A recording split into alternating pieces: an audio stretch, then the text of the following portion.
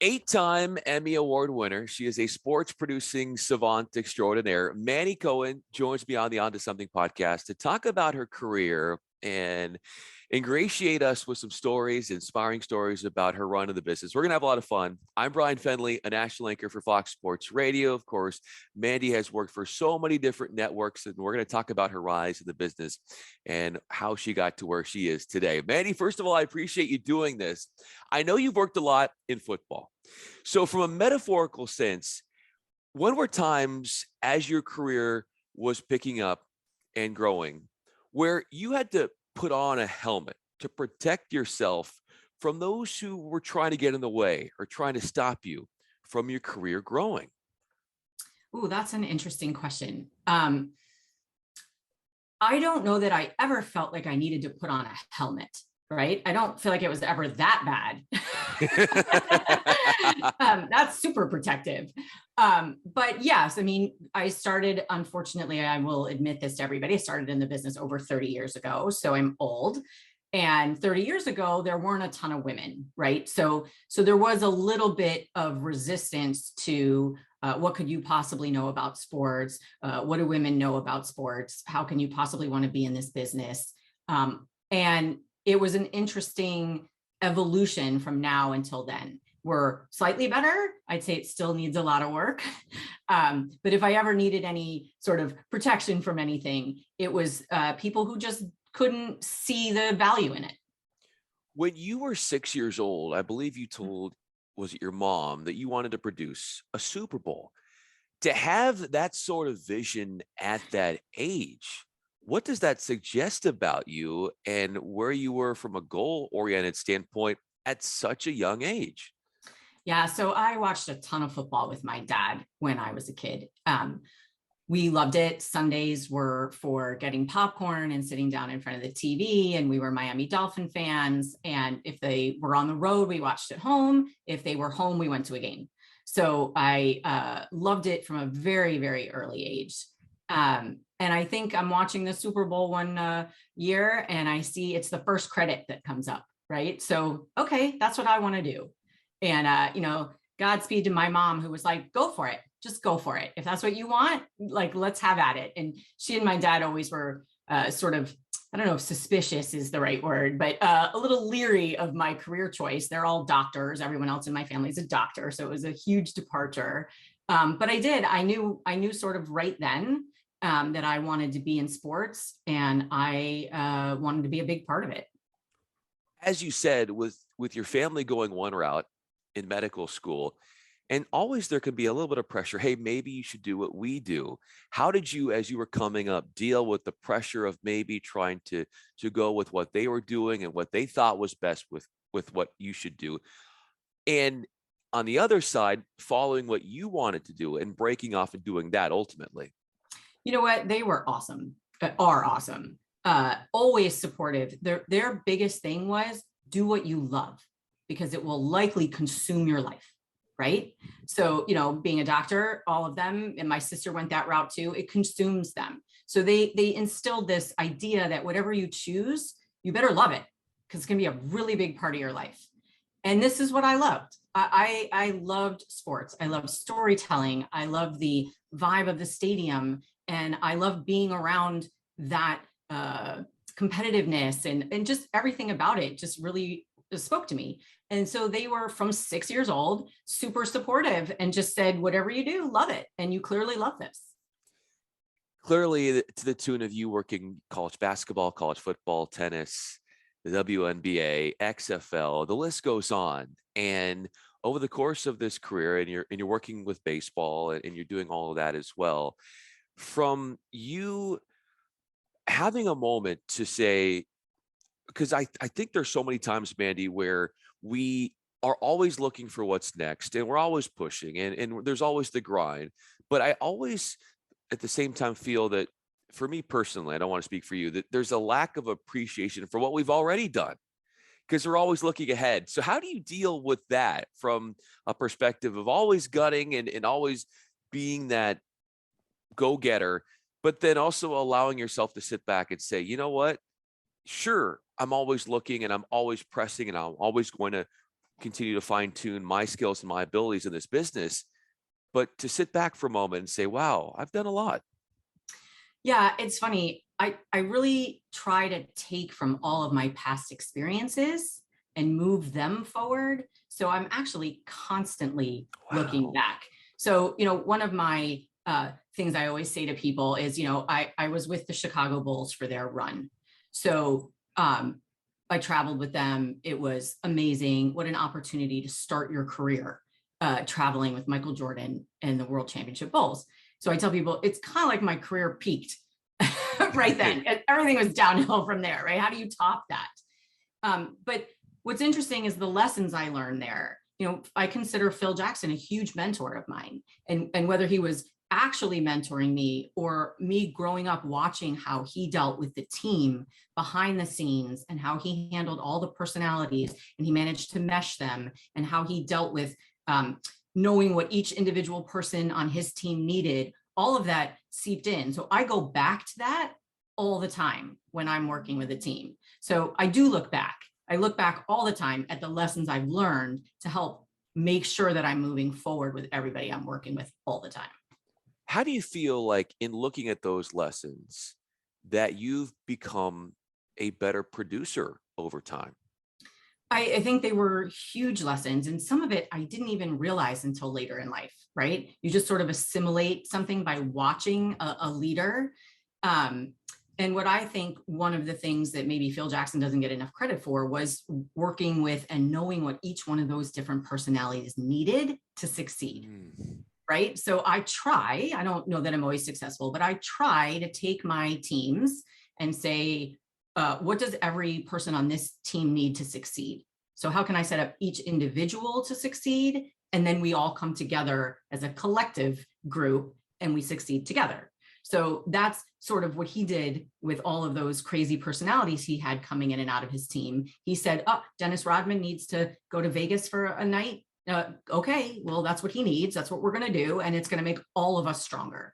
So learning that, I think, has been a huge factor in my ability to help get everybody comfortable with where they are, and then therefore help the team as a result. In sports, when you have the team, depending upon the opponent, you might have a different game plan. Not necessarily an opponent for you, but when you're operating and arranging and assembling a team for a broadcast, working in different sports might present a different approach in the way in which you go about things. So how does that differ in the way you project yourself, let's say in a production truck, depending upon the different sports that you're a part of? Yeah, it's actually can also be different even within that sport, depending on who you're working on that week, right? So I'll actually dial it all the way down to some NBA. So I used to do a ton of NBA for ESPN. We had all different kinds of announcers, right?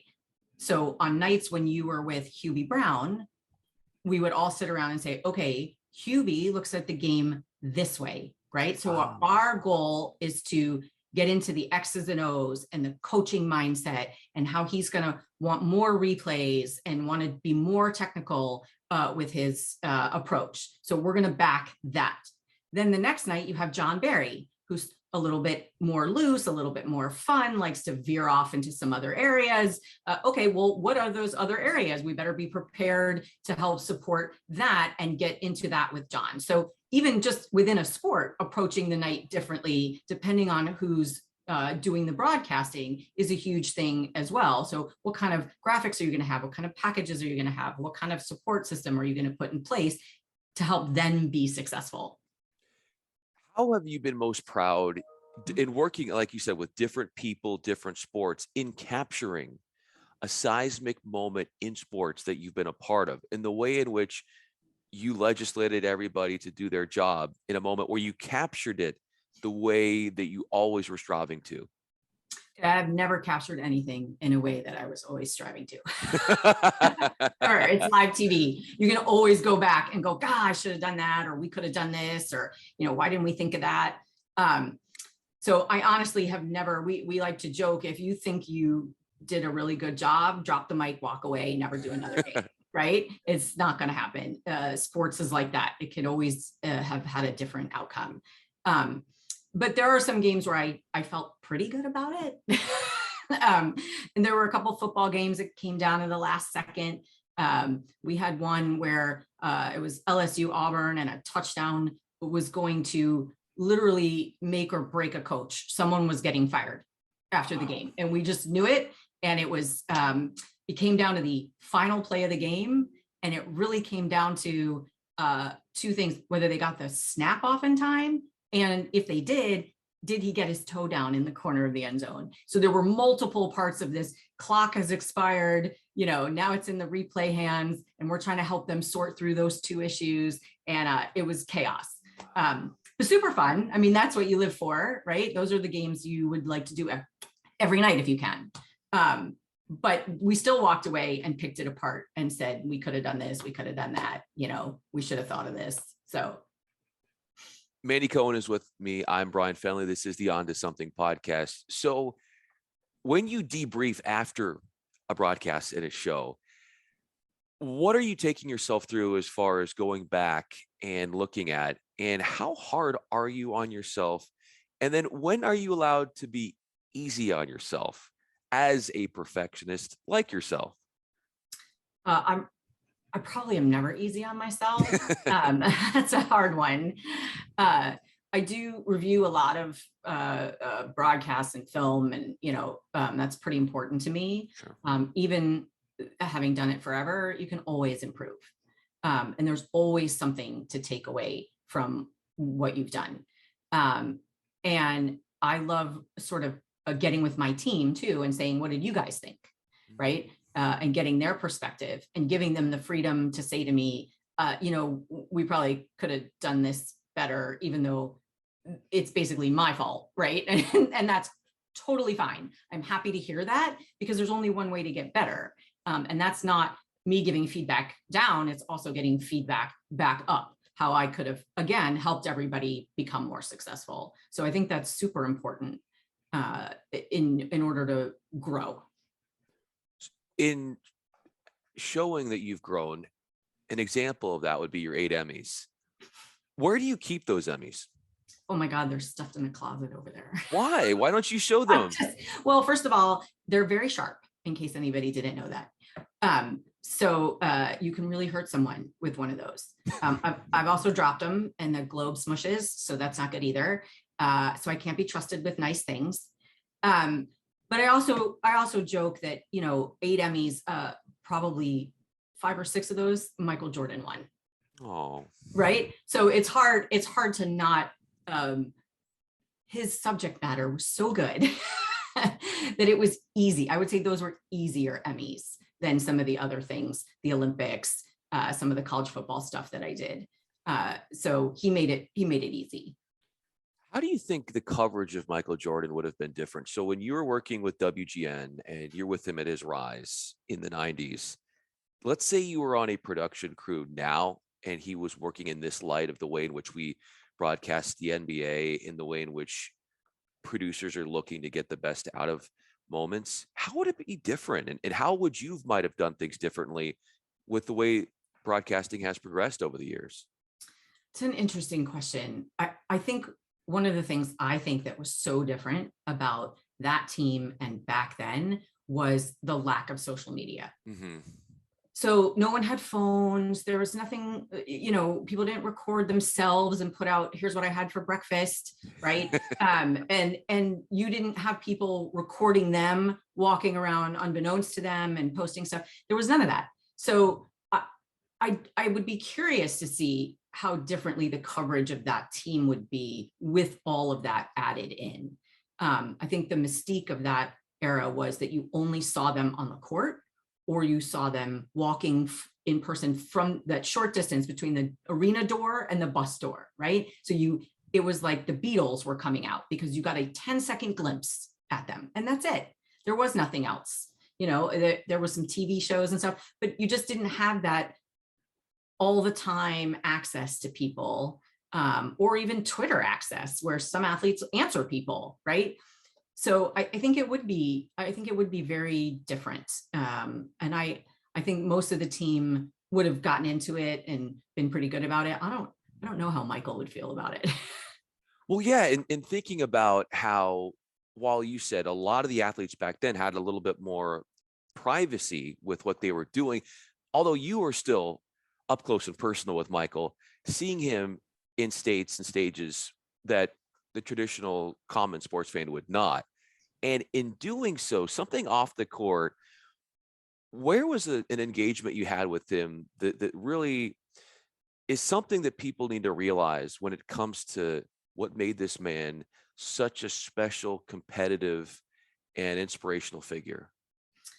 I would say there is a story I've told before, but one of my favorite memories from my time with them was we were coming out of practice at Georgetown, and we had to walk across a concrete outdoor court, pickup court, right? And there were two kids playing there, and we're walking to the buses, and Michael and Scotty walk over to these two kids and say, can we get in?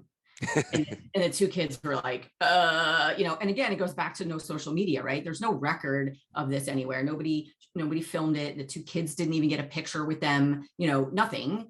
And we all got on the bus, and Phil, again, recognizing this is what they needed, we all sat there while they played with them for a little while. And so they played 2-on-2. And until, I don't know if they were doing some sort of horse game or whatever, but came back, they came back to the bus eventually, and we drove away. And that's the side of him that, he doesn't show that to a lot of people. He shows the competitive Michael, right? The forceful Michael. And I feel like all the documentaries and all the shows that have been done on him since then even show that he sort of dragged everybody with him, right? All the time. But he definitely had that side to him. Those two kids will never forget that. They'll also never be able to tell anybody about it, or have anybody believe them. But, it was a really nice moment. And that was the side of him I don't think he sort of let people see all the time. Mandy Cohen is with me. I'm Bryan Fenley. So what's a side of you that you don't show a lot of people, to kind of turn the question back on you, that underlines and highlights how you can be competitive and how you've been able to use your position and been able to inspire and be great through the course of your career? Well, I hope I've been able to inspire. Who knows? What I love to see is more women coming up, right? I feel that that was an uphill battle a long time ago. When I traveled, I was the only female around all of the time. I was lucky enough when I was with the Cubs that there was another female. The PR director was a female, so she and I were very, very close. Still are very, very close friends. But I'm hoping that this side of me that I don't always put out there that much is that I would really like other women to get into this business and to feel comfortable and strong enough to be in this business, and know that they have support from people who've been there and can help. How have you been able to help from a specific standpoint in being there to mentor them, and then to see those who you have aided, to see them rise? When you talk about a level of being rewarding and feeling that rewarding feeling, where does that stand with you? I would hope I played some small part in a few women's careers. There's that saying, if you don't see it, you can't be it, right? So all the way from, I do a lot of speaking to college classes, and I get notes afterwards. I was thinking of being a sideline reporter, but now that I've seen you and what you do, I think I might go into producing instead. And that's always huge, because we need more female producers in the storytelling side of things, because we tell things differently, or we see things differently than men do. And so in order to really round out the diversity side of things, when you're doing a broadcast and telling the stories and trying to draw in different audiences, that's super helpful. So I'm always happy to see some of the women at ESPN that, hopefully I helped bring along, and got to see how I handled certain situations. And, I have had women call me, how do I handle this? What do I do here? And we've tried to work through it together in the best way possible. So those are the moments I cherish, that maybe in some small way, I've helped somebody be more comfortable and more successful going forward. And from your perspective, what do you believe makes a good story? Oh, Conflict. Yeah. Have to have conflict, right? So I've actually taken a lot of writing classes and storytelling classes, because I really believe that's one of the most important things. You can know the sport. I would watch millions of hours of football. Going into a game, I absolutely wanted to know how the quarterback checked down. I needed to know how the offensive line operated, how the defense was going to do all of the technical things for sure. But you also have to be able to tell a story. And sports is inherent conflict, right? I mean, right off the bat, it's win or lose. So someone's going to win, someone's going to lose. But there's always other battles, right? That receiver who was rejected by the other team and now they're playing against them. There's, quarterbacks going against each other. There's always good conflict anywhere in sports. And you have to find that, because that's what keeps the viewer rooted, to the screen. How have you found that is your best formula for handling conflict yourself? Usually I shout back. No, I'm just kidding. I think one of the things I'm actually trying to work on, even as I get older, is listening more. So if there is a conflict, taking a second to listen as to why that conflict is happening and figure out the real root of it. And that's, I think, very difficult to do sometimes, especially in the moment. But I have learned over the years, my mother is a psychologist, so I'm all good. I'm so mentally healthy or unhealthy, depending on how you look at it. But, she has tried to teach me a lot of times when there's conflict, there's something else going on. And what is that? Where is it really coming from? And sort of listening to figure that out. So I don't know how well I'm doing at that, but that's something I'm working on even now. How has listening helped you in terms of specifically getting to the root of things and just becoming more self-aware, and how that can be such a great asset to you as a producer and having success in this business? Yeah, I think you have to be pretty comfortable with yourself in order to be able to figure out what other people need. And then you also have to be comfortable saying to yourself, what is really going on with me? Like, why is this upsetting me? And where is that really coming from? And then you can sort out, how it then goes with the other person. And so sometimes when I figure out where I'm coming from, I can then verbalize that and listen back to, okay, well, here's where I'm at with that. So trying to figure those things out, it's hard. It's a looking into yourself is actually very difficult, and in sort of admitting things to yourself is also very difficult. But I try to say what's really going on here, and then figure out with them, hey, what's really going on with you? Is there something else we can fix? And then maybe this conflict is like not even worth it. Yeah. And then, so in finding out what that root is and looking back, how about what you see in yourself looking forward, and what's next in sort of your goals and aspirations and your visions? Yeah. The pandemic has changed so much, right? I really have changed a lot of perspective over the last, I can't believe I'm going to say this, but almost 2 years. And I think that I have realized what I really enjoy. And it goes all the way back to our beginning of our conversation where we talked about my parents saying, love what you do, right? So that's always been where I start. Do I love what I'm doing? And how can I love what I'm doing? And so going forward, I've learned some things over the last couple of years. I love being with my daughter. I wasn't doing enough of that before the pandemic, right? So I need to do that. That is super important, because also she needs to see how to make this work so that when she's older, she will be able to work and have a family as well. So that's really important. And just recognizing the ways that I can grow in a career and as a mom has been super important to me, and something I've been working on the last couple of years. Mandy Cohen, you are a role model to all of us, to myself, to your daughter, and to so many. I don't know And about that, but okay.